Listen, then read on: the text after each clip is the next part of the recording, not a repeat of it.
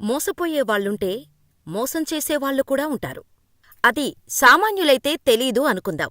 కాని సినీ సెలబ్రిటీలను సైతం మోసం చేసేవాళ్లు బోలెడంతమంది ఉన్నారు అన్న విషయం అనేక సందర్భాలలో వెలుగులోకి వచ్చింది.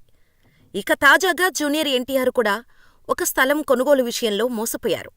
జూనియర్ ఎన్టీఆర్ ఏకంగా జూబ్లీహిల్స్లో ఒక స్థలం విషయంలో వివాదంలో చిక్కుకున్నారు. జూనియర్ ఎన్టీఆర్ 2007లో జూబ్లీహిల్స్ హౌసింగ్ సొసైటీలో 881 చదరపు గజాల స్థలాన్ని సుంకు గీత అనే మహిళ నుంచి కొనుగోలు చేశారు. చట్టప్రకారం అన్ని అనుమతులను పొందిన తర్వాత ఏడాది క్రితం ఆ స్థలంలో ఇంటి నిర్మాణాలు చేపట్టారు. అయితే సుంకు గీత, ఆమె కుటుంబం 1996లోనే ఈ స్థలాన్ని తనఖా పెట్టి రుణం పొందారు.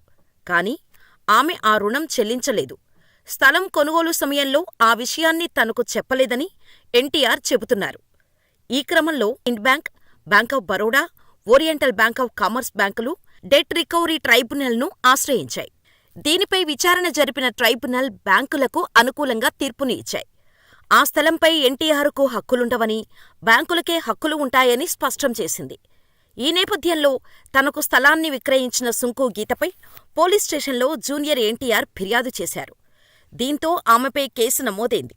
ఈ క్రమంలో ట్రైబ్యునల్ ఇచ్చిన తీర్పుపై ఎన్టీఆర్ హైకోర్టును ఆశ్రయించారు. ఇంటి స్థలం వివాదానికి సంబంధించి ఎన్టీఆర్ హైకోర్టులో పిటిషన్ దాఖలు చేశారు.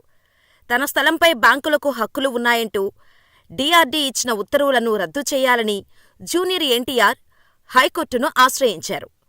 తనకు వ్యతిరేకంగా వచ్చిన ఉత్తర్వులను కొట్టివేయాలని ఎన్టీఆర్ తరపున న్యాయవాది పిటిషన్ దాఖలు చేశారు. ఈ పిటిషన్ను జస్టిస్ సుజయపాల్, జస్టిస్ జె. శ్రీనివాసరావుతో కూడిన డివిజన్ బెంచ్ గురువారం నాడు విచారించింది. ఈ సమయంలో ట్రైబ్యునల్ ఇచ్చిన డాకెట్ ఆర్డర్ సమర్పించేందుకు వారం గడువు కావాలని, తదుపరి వెకేషన్ కోర్టులో విచారణకు అనుమతించాలని ఎన్టీఆర్ తరపు న్యాయవాది చేసిన వినతిని హైకోర్టు తోసిపుచ్చింది. ఈ కేసు తదుపరి విచారణ జూన్ 6న రెగ్యులర్ కోర్టులో జరుగుతుందని ప్రకటించింది. ఇదే విషయంపై ఎన్టీఆర్ టీం స్పందించింది. జూనియర్ ఎన్టీఆర్ గురించి ఈరోజు వినిపిస్తున్న వార్తలకు సమాధానంగా ఈ ప్రకటన చేస్తున్నామని తెలిపారు. ప్రస్తుతం న్యూస్లో ఏ స్థలం గురించి చర్చ నడుస్తుందో ఆ స్థలాన్ని 2013లోనే ఎన్టీఆర్ విక్రయించారని మేము స్పష్టం చేయాలనుకుంటున్నాం. ఇక ముందు ఎటువంటి రిపోర్టింగులో కూడా శ్రీ ఎన్టీఆర్ పేరును ఉపయోగించకుండా ఉండాలని మిమ్మల్ని కోరుతున్నాము అంటూ క్లారిటీ ఇచ్చారు ఎన్టీఆర్ టీం. ప్రస్తుతం ఈ న్యూస్ సోషల్ మీడియాలో వైరల్గా మారింది.